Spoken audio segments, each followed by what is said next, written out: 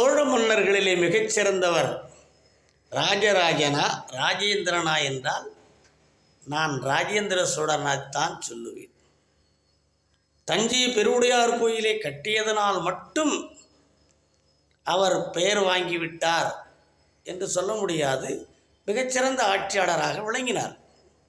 ஆனால் ராஜேந்திர சோழன் கடல் கடந்து நாடுகளை பிடிப்பதிலே வல்லவராக விளங்கினார். மிகப்பெரிய கப்பல் படை வைத்திருந்தார். கடலிலே களம் செலுத்தி நாடுகளை வெல்வது என்பது சாமானியமான விஷயமே அல்ல. அதனால்தான் கங்கை கொண்டான், கடாரம் வென்றான் என்றெல்லாம் நாம் பெருமைப்பட பேசுகின்றோம் ராஜேந்திர சோழனை. அந்த மேற்கு வங்காளத்தை வெற்றி பெற்றதன் விளைவாகத்தான் அதை கொண்டாடும் வகையிலே கங்கை கொண்ட சோழபுரத்திலே தன் தந்தை கட்டியது போலவே மாபெரும் கோயிலை கட்டினார்.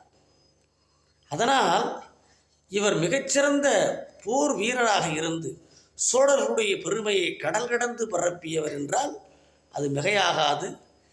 கேட்டால் ராஜேராஜ சோழனை விட ராஜேந்திர சோழன் மிகச்சிறந்தவராக விளங்கினார் என்பதே உண்மை.